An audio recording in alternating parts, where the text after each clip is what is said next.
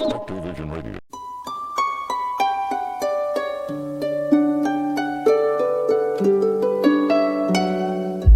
Welcome to Gods, Ghosts, and UFOs, the biggest podcast in the universe where we talk about all the things that they said weren't real. I'm Mallory Everton, and I'm here with my friends Tom and Jordan. Make your presence known, my friends. Oh, you will know. Hello. You will know that I'm here. Today we're very excited to be talking about underwater UFOs and mysterious fungal workshops for psychedelic compounds. I think we're going to start with the underwater UFOs, though. Tom, do you want to take us on a ride? I do. Under the sea? Under the sea. There's an investigative journalist named Chris Stiles, and this guy has been digging around UAP-related events in Nova Scotia for decades now, since the 90s. He's probably done a lot of other stuff, but like for the purposes of today's discussion, we're going to be talking about Chris Stiles, UAPs, and Nova Scotia. He's responsible for some very compelling reporting regarding two incidents in particular that occurred in the 1960s. The first one that I'm going to talk about has made the news lately thanks to his new book, and it concerns a joint NATO mine-laying practice mission in October of 1960. Now, according to a piece in Motor Biscuit, which is a magazine named Motor Biscuit, a joint U.S. and Canadian fleet was sailing off the coast of Nova Scotia near a place called Shelburne on October 12th, 1960, when, according to one participant, all hell broke loose. According to the logbook of the commanding ship, the HMCS Cape Scott, the fleet went on an unprecedented DEFCON 1 alert. While sweeping for mines, the fleet had discovered something else underwater, something moving. It had deployed RCN clearance divers to investigate. The divers had returned with an unbelievable report. Stiles later interviewed 3 of the divers, as well as one RCAF crash debris specialist. Quote, "There was no doubt what we were dealing with off of Shelburne," one of the interview subjects is quoted as saying. "There were UFOs sitting on the seabed. They were occupied, and there was still activity. One was trying to help the other, which was damaged. They ordered us to surface and ordered us to forget what we'd seen. Then the alarm sounded upon the command ship, and panic broke out." NATO has not declassified records, so they deny ever going to DEFCON 1. And any materials recovered from this object or any film that the divers may have, shot, we're not going to see it. But USO sightings continued. And of course, by USO, I mean unidentified submerged objects.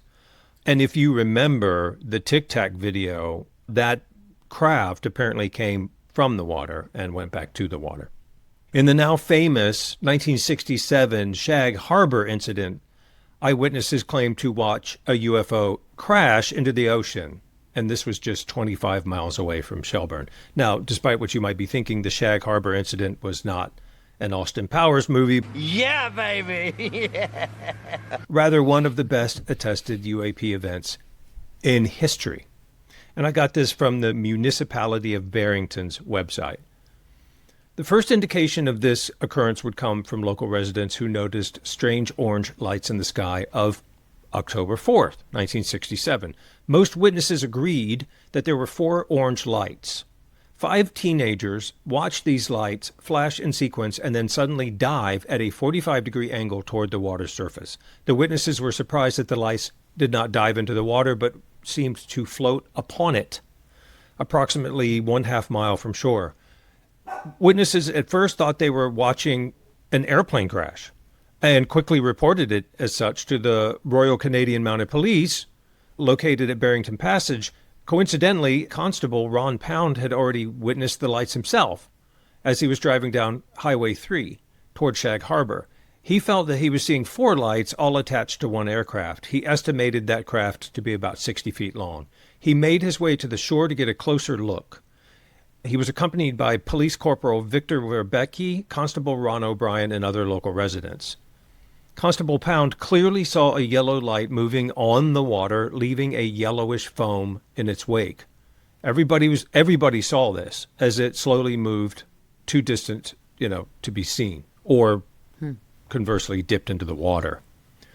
A Coast Guard cutter was dispatched for search and rescue. Coast Guard cutter number 101 and other local boats rushed to the scene. But by the time they arrived, the light was gone, but the crew members could still see yellow foam, indicating maybe something had submerged. And nothing else was found, and they called off the search at 3 a.m. The RCMP ran a traffic check with the Rescue Coordination Center in Halifax and NORAD radar in Bacaro, Nova Scotia. They were told that there were no missing aircraft reported, either civilian or military. The following day, the Rescue Coordination Center filed a report with Canadian Forces headquarters in Ottawa. The report stated that something hit the water in Shag Harbor, but the object was of, quote, unknown origin. The HCMS Granby was ordered to the location where divers searched the bottom of the ocean for several days, found nothing. And then the story kind of died out until the early 90s when several theories were put forward. One was that it could have been a Russian spacecraft, which would explain the presence of a Russian submarine in the area. There was rumors of an American involvement in a follow-up investigation, no official statement from the United States government. And then here comes Chris Stiles. And together with a MUFON investigator named Don Ledger, Stiles found many of the original witnesses to the Shag Harbor incident. He interviewed many of them. He found them through newspaper clippings. So they got more to the story. They found out that the divers from the Granby finished their work, but the divers told them that the object that dove into the waters of the harbor had left the Shag area traveling underwater for about 25 miles to a place called Government Point, which was near a submarine detection base, where it was spotted on sonar, and naval vessels positioned themselves over it, on top of it. And after a couple of days, the military was planning a salvage operation when a second UFO rocked up. And the common belief was that the second craft had arrived to render aid for the first. And I'm going to pause right here because there's a huge part of this story that I didn't include. So now we have two USOs, and the Navy's like, why don't we just sit and watch? And they did for a week. While that was happening, some of the vessels were called away to investigate a Russian submarine that had entered Canadian waters, which was, I'm sure, quite alarming. At this point, the two underwater craft made their way to the Gulf of Maine, put a bunch of distance between themselves and the pursuing Navy boats, broke the surface, and shot away into the sky. And these events were also corroborated by many, many witnesses, civilian and military, but the reports given to the MUFON investigators were off the record. As you might imagine, people fear the loss of their pensions or ridicule or violations of their privacy. So that's why we have the Shelburne incident being pretty closely related to the Shag Harbor incident, if for no other reason than because of journalist Chris Stiles. His latest book, by the way, about the Shelburne incident is called Clear Sweep, NATO's UFO Encounter. Oh, man. You know what? Okay, I'm sorry. This is a really weird take to kick off with, but when I hear that story, my immediate thought is just, it's really too bad that this topic has been so stigmatized for so long, because wouldn't this have made such a good movie? You know, like, there are so many awesome stories in UFO quote unquote lore, but these are not like lore. These are well documented incidents with a lot of witnesses and a lot of different, I mean, you could make a real meal out of this in a lot of different directions. Absolutely. And it would be so exciting to see. I've never even really heard this story because as soon as you attach... Me neither, actually. Yeah, no, I know. Crazy, right? I mean, this happens, I swear this happens like every 2 weeks at least. It's like I've been studying this topic for a couple of years and still I come up across a story like, okay, no, everyone's heard this story. And I'm like, wait, what? Like, there's got to be hundreds of these things. And as soon as you attach the UFO label to it, it basically gets buried in the sort of, quote unquote lore. And then nobody outside of that zone of interest hears about it ever, which is crazy to me because this is a huge story. Like, it's a huge story with like so many different corroborating details and interest, whatever. Anyway, so cool. That's my first thought, which is, not super related. It's like a meta thought, but. I like the meta thought. I mean, USOs, we've talked about it just so briefly a couple of times, but I just like how it opens your mind to all the different possibilities because, obviously there's the kind of depressing, like it could be our own aircraft or watercraft, or it could be another country's. But then there's also like, okay, you could think this means that aliens are subterranean, or that there are just lots of different kinds of aliens, including subterranean ones, or that for some reason extraterrestrial aliens enjoy using the ocean for some reason. And it's just like there's so much mystery that it's obviously it can be overwhelming. But I like to wonder what they're doing with that big giant body of water. Whoever they are, I mean, we hiding see you from us. Yeah. Yes. I mean, you talked about it was Jordan some episodes ago talked about the crypto-terrestrial hypothesis. Yes. And Jordan Yes, talked yes. about the different types of aliens, but the idea is like, no, they're not coming millions of light years from outer space, from another planet. They're sharing the planet. And which helps explain why they're so concerned with the ecology and things like that. Please stop polluting and don't use nuclear weapons. And if there's the best place to hide from human beings is the ocean, because we don't know jack. Yeah. About yeah. we It's so dark. It's so dark. we to can't us. put eyes on it at all. It's darker So- than like way darker than space. Like we Right, can see right. we can see many light years away with like pretty astounding clarity. We're like, I know what gases are surrounding that planet. Like that solar system that's like half a galaxy away. And here, like in our own planet, we're like, wait, it's more than 20 feet below the surface of the ocean? No idea. we give no up. idea what that is.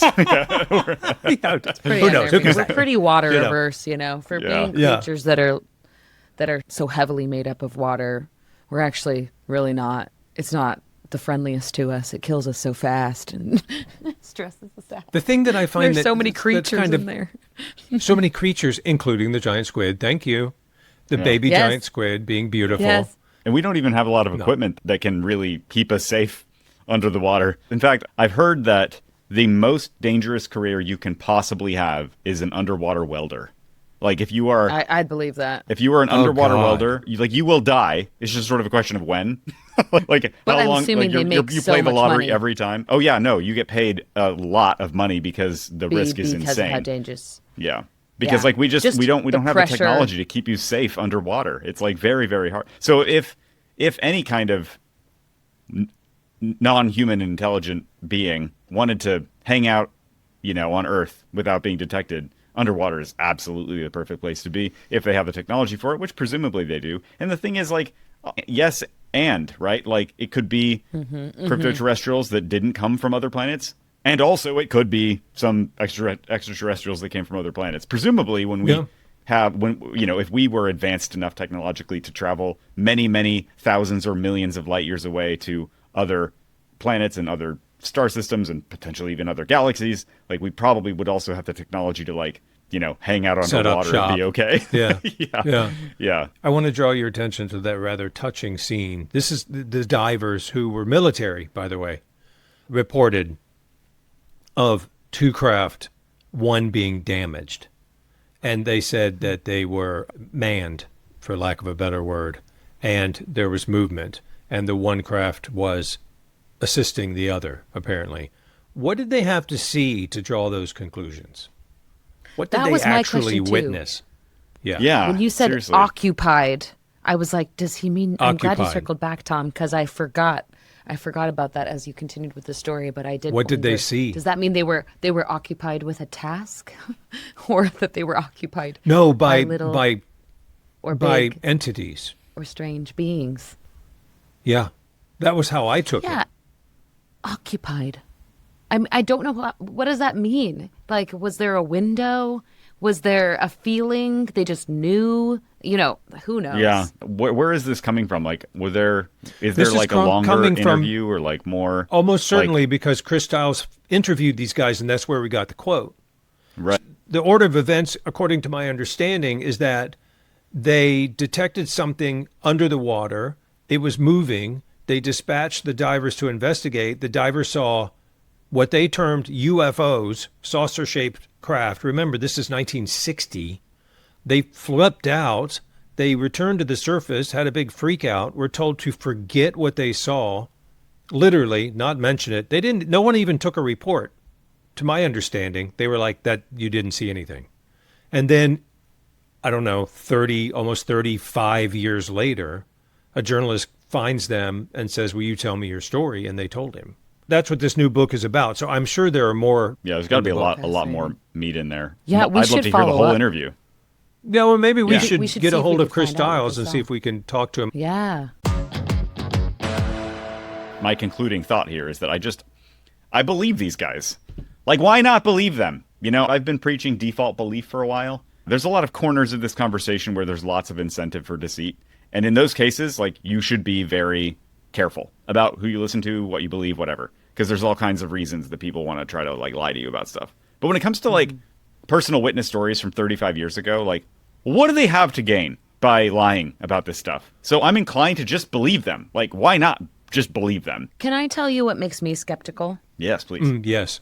So I agree with the principle of default belief, just the way that I feel like you should take someone at their word, even if they seem like they might be lying, that still we're trying to operate a society and we need, obviously, use your gut, but like we still have to, like, if somebody says that that their pockets are not full of candy from your store, often you have to be like, okay, I don't have video evidence. And you said that you don't have candy full of pockets, or pockets full of candy, or candy full of pockets. I love Ooh, pocketed she's candy. tired. I love some delicious pocketed Anyway, candy. I'm just saying there are versions of this where in order to be able to function, we have to treat each other like adults and take each other at our word. I do think that's important, but I just think the ego is a crazy thing. And I think that Sure. sometimes, especially not to be overly gendered, but sometimes the male ego in particular, if you have been swearing up and down that something happened, I could see why you would never, ever want to change your story. I'm just saying there's a world where I am still skeptical around people's self-image. And that, of course, becomes like a vibe thing, which is like not probably what any scientifically minded person would want to hear. But then like being in the presence of a person and trying to get a sense for how much they manage their reputation, which is like a term that I've learned in the halls of the addicts and Alcoholics Anonymous and the various things that I've read and experiences I've had with various addicts in my life. There is a lot of lying for reputation management. And so anyway, that would be my main concern. You could use that same metric and that same sort of wisdom, I would say, to reinforce a belief in a lot of stories, because there's a lot of stories that come from Truly. people where there's real reputational damage that happens by sharing certain things.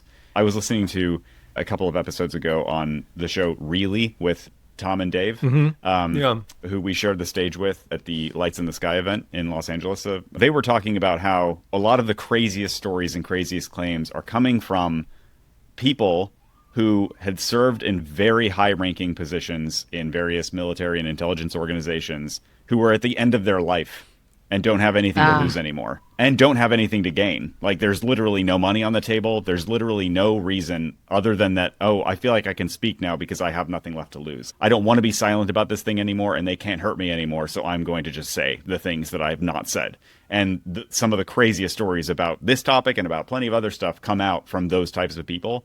And those, to me, tend to be much more credible. I'm not going to say I believe everything that they're saying, but it's much harder to identify the reason someone would lie in that case. You know, it's like, oh, I'm sorry. So you're going to end your life by joining your voice to a community of people that everyone thinks is crazy. You know, like that's what you're going to do. Like, you're going to end a very long and like successful and prestigious career with like the most respect that you can have. You're going to say, you know what, I'm going to turn all that in to tell this crazy story about UFOs and aliens. You know, like it's very weird. And usually what happens with these people is that they do get called crazy and that they say you have dementia or you're whatever. They will find all kinds of reasons to try to discredit these people. But I feel the same way about this kind of story. Like, yes, it could go both directions. You could say, and so you have to kind of take it case by case. The thing that's really compelling to me is that these stories, these incidents were deeply corroborated. So if you take the Shelburne incident, there were sonar operators that located the object, and then you had, I think, 4 divers that went down, 3 of whom spoke to the journalist. My assumption is that they functionally all told the same story, but I haven't been able to go that deep, and I haven't read his book. So you not only have the like, hey, you're a Navy diver, And talking about this, which, by the way, you've been told not to, and they did not, would result in some serious reputational or career damage. And then not only that, the story that they tell is corroborated. Just like in the Shag Harbor incident, which took place 7 years later, you have teenagers, but also cops and Coast Guard personnel, and just every kind of person who is witnessing largely the exact same thing and agreeing on it. That's extraordinary. So are we going to get the NATO declassification of that? No. I don't think we are. I don't think we're going to see any films or anything like that. So we're going to have to talk to people. We have to talk to the people. Yeah. And can you find two groups of people more oppositionally positioned than cops and teenagers? And teenagers? I love it.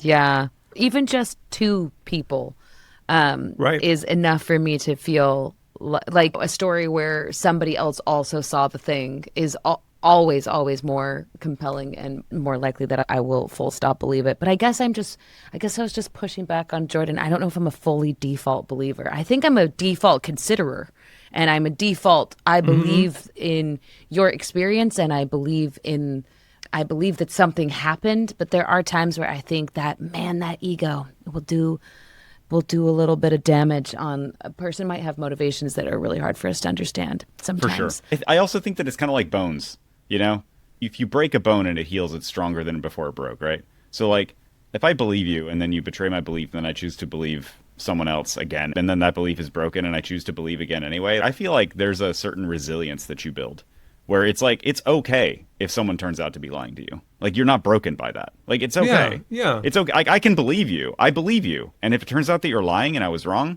I'm okay.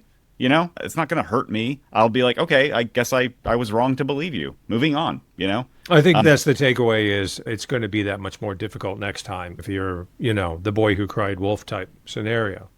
Sure. But at the same time, for the liar. I mean, I think that's, but I think that's my point is that should it be? Because this is a personal choice too, right? Like, belief is not an external objective thing. It's a personal thing.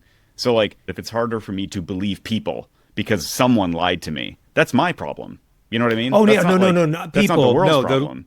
He's talking about the deceiver. That deceiver. The deceiver. Yeah, absolutely. Deal with the repercussions. Yeah, not the act of lied. Yeah, no, you're absolutely I'm talking about the act of belief. Yeah, really. No, you're absolutely right. You're absolutely right. It's not reputational damage, and we all, at some point in our lives, get fooled or conned by someone or something. It's just going to happen. And the greater damage is done if you then are unable to then believe other people because you were conned or deceived once. And that's what I'm talking about. And that's what I'm talking about, this sort of resilience that I hope to build within myself. Because there have been plenty. I mean, the thing is, like, for at least a handful of years now, I've been in this topic. So many times I've believed a story that turned out not to be true. And I'm like, oh, okay.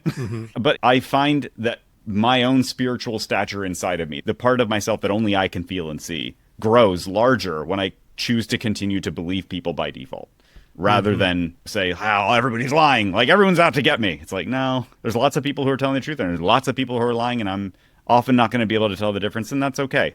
And when I find out that someone is lying to me or lying about something that I believed, like, okay, I can let it go, which I think is what Kelly Chase and lots of other people talk about, holding things loosely. And I think that's what that means. I will hold it, but I'm not going to hold it so tightly that when it turns out not to be true, like, I am injured.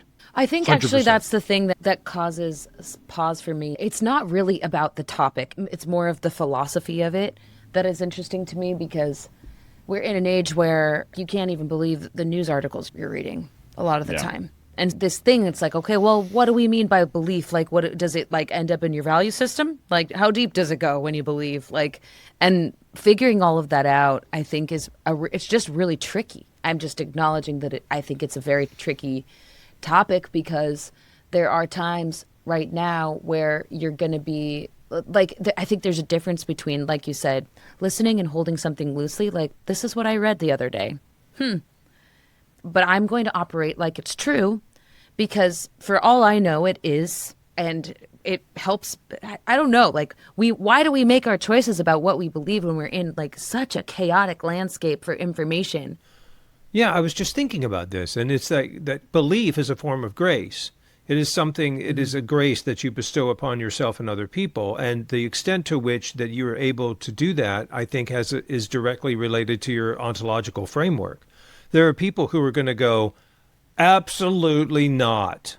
I don't care how Right. credible this person is. I don't care how many other people are corroborating their story. That didn't happen because that cannot happen.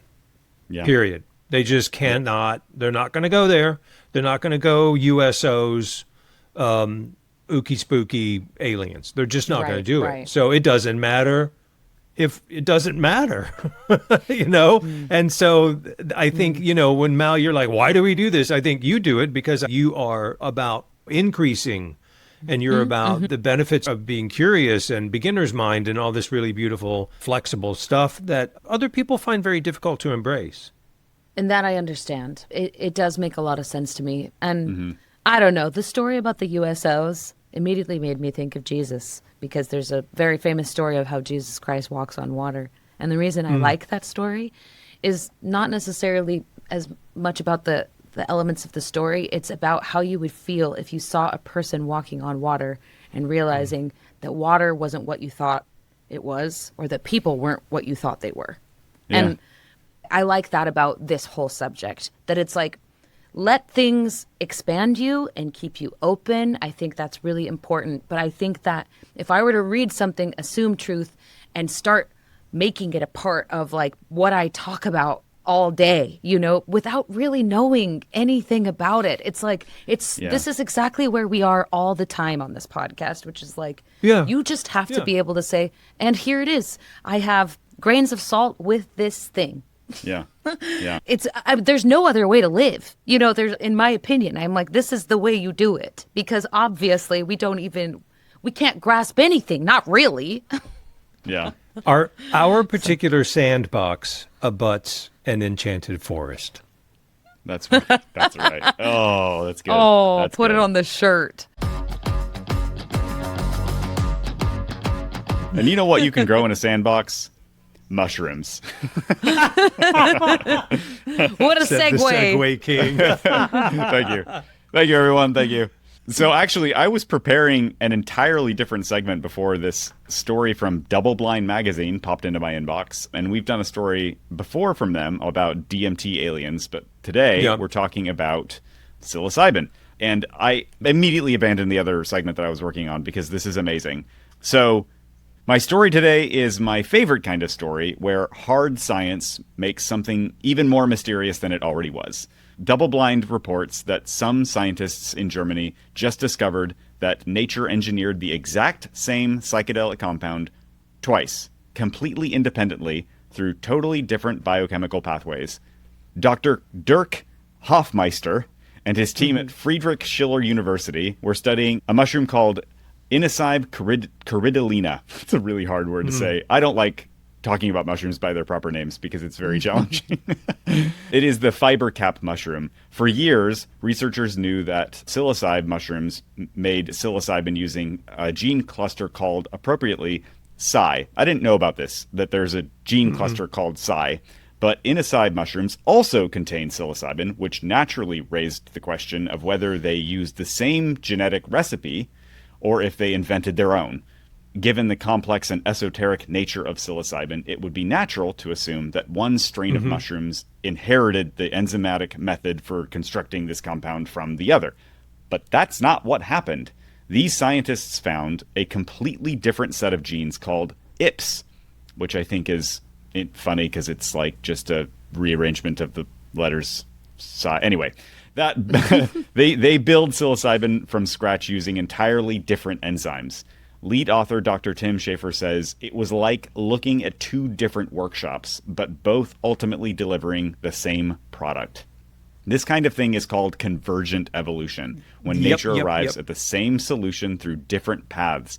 It's like, think about birds, bats, and insects all develop wings independently and often from totally different evolutionary paths, even interspecies, and how apparently over millions of years a lot of creatures just become crabs, which is a really weird phenomenon if you want to look into that. But the thing that makes this particular case to of... be a crab. Yes, we're all destined to become crabs.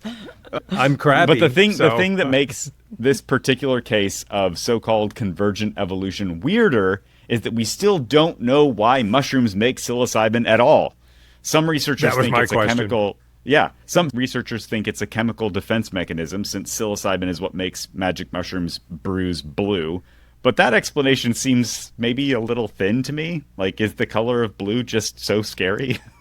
I don't know if I understand that exactly, but we're stuck with the question of what psilocybin is for in the case of evolutionary fitness, and that it's evolved twice completely independently and with completely different enzymatic methodology. Basically just opens up a whole bunch of questions. And there's an interesting point about practical implications for this discovery, which means that with 2 genetic pathways mapped, scientists now have more tools for producing psilocybin in the lab biotechnologically, which will hopefully make it easier to manufacture for them and then therefore more accessible for therapeutic use, which is a big topic of conversation lately and should continue. I think it's very important. But that aside, because we know what psilocybin does to us neurochemically, we know its relationship with consciousness is like very, very complicated and very mystical and very profound. And we don't know why mushrooms make it. But not only does one kind of mushroom make it and have somehow mysteriously developed it for unknown reasons, but at least 2 now we know have done it. And if 2 have done it, there's a good chance that there's more. Well, it also presupposes a reason for it being done. So much stuff, like when I was a kid, would be like, well, it's just an accident, just kind of a byproduct. There's that organ you have. We don't know what it does. Probably doesn't do anything. Right. And then later people are like, wait, no. And so like with this, like if someone goes like, oh, that's just a byproduct, it's like, no. I mean, for one thing, the fact that we have psychoactive experiences, right? The fact that we can eat magic mushrooms or smoke marijuana and have some sort of experience is because we have receptors in our brain. Literally the plug. We have the socket and out there are plugs and it's like, oh yeah, okay, that's cool. Yeah. So what evolutionary function does that serve? I don't know, nor does anyone else. I'll be quite honest with you. Anyone who tells you what they think it's for is probably just making it up out of whole cloth. But there it is. And if it occurs twice through convergent evolution, then it has a role, like eyes. Squids developed eyes. And cows developed eyes, and they're not the same kind of eye, but they needed eyes. It suggests a collaborative evolution, that we have mushrooms inventing this stuff, and we have our brains inventing their receptors. This evolutionary journey we've taken to getting here, where we have human beings and other animals who have similar neurological receptors, and mushrooms, which produce a chemical that seems to serve no other purpose than to make animal brains freak out in very, very specific ways and affect consciousness in very strange and confabulated ways. Somehow those things evolve together, and we don't know why. And it is a very deep and profound mystery, and I love that.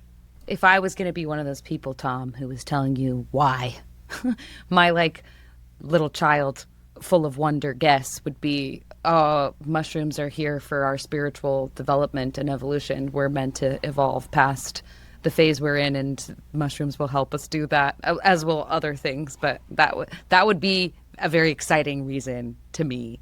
That's the explanation I would believe more than. Yeah. Well, so me too. But then that opens up this very uncomfortable question for people who are not interested in higher power conversations. Who meant? By whom? Us? Them?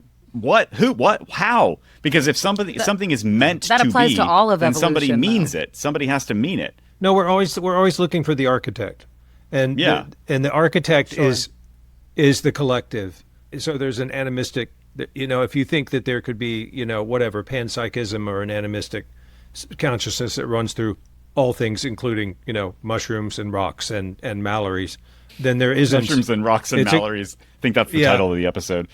Okay. It's a collaborative process that we are all engaged in together, just being expressions of that divine form, as opposed to some white guy with a beard going and now I invent light, or whatever. It's a different sort of way of looking at it. And you know what it is? It's like Alan Watts said, it's a grammatical problem. So there isn't any thinker of thoughts, feeler of feelings. We get into that bind because we have a grammatical rule that verbs have to have subjects. Because every verb requires a noun. That's it. It's a mistake. It's a trap we fall into rhetorically because we use words and make sentences with words. And you're saying, oh, if it exists, then someone made it. And it's like, Actually, no, it doesn't. That's not quite how it works. We can talk circles all day long around this because it is a deep mystery and we don't have the right language to have the conversation. But we try anyway, we hope we hew a little closer every time. But I think there is some kind of truth in the idea of intentionality. And not only because we live it, but because it seems to be a pretty core feature of consciousness. And we don't know exactly necessarily always what direction it goes. If it moves backward or forward, we don't really know what role time has to play with it. We've had conversations about how uncomfortable it is to try to hold both the idea that time is sort of mutable and multi-directional, and also that causation or causality is somehow meaningful. And there's a lot of problems that we don't know how to solve, but that doesn't necessarily negate some of the fundamental elemental truth of the relationship between intentionality and consciousness. And that when you see something like this sort of collaborative evolution of mushrooms and humans, which this seems to be really strong evidence for, the simple Darwinian causality breaks down a little bit, and you start to see intentionality there in a way that you don't necessarily see it in a lot of other evolutionary trees. And so that's what raises these big questions of like, oh, maybe there's something more going on than just millions of years of dice rolling of genes than, whatever. So anyway, I think we don't have the answers. We don't have the right language, but it calls to my spirit and says, here's something to pay attention to. There's no answer, but it seems important somehow. The idea of co-collaborative evolution, like in general, makes me think about some of the Gospel of Thomas stuff that Tom has brought up sometimes, which actually talks more about like this like give and take between like God or Christ and people. Not that just Christ provides, but that Christ also needs you. That it's like there's this this very like symbiotic thing happening. That the necessity of the continuing of something isn't necessarily an intention as much as a need between parts or something. The idea that is like, and again, that's just words. That's just like words for us trying to like figure out like this. It's the grammatical issue. Yeah. It's like we're little kids at the refrigerator trying to put those little magnet words on, and like they a lot of them keep falling off, so we try to pick new ones. I'm gonna get some of these to stick, I swear. We find a car, and before anything else, instead of driving it, we look for an owner's manual. Like I think like 3 people go into a room and each like are given the psilocybin or the other mushroom that creates psilocybin. But one of them is a biologist who wants to study the processes in order that compound might be better synthesized for pharmaceutical applications and doesn't even ingest it.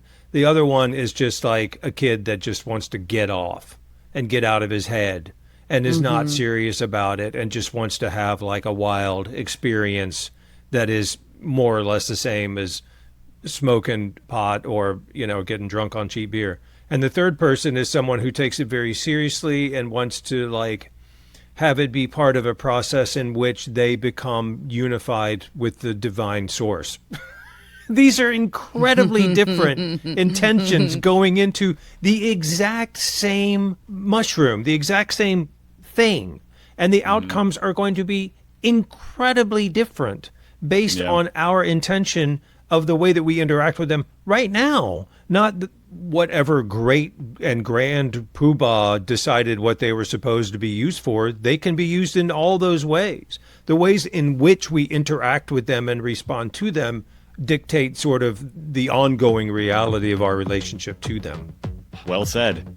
You picked a good collection of word magnets to put on the fridge, Tom. I think most of them stayed. Excellent. If you're new here, be sure to check out our Substack, where you can find a lot more cool stuff and share your own stories with us. Just head over to godsghostsufos.com or find the link in the description. Also, a quick reminder that no matter where you're listening, reviews really, really help other people find the show. So, hint, hint, please leave us one. All right, thanks again. See ya.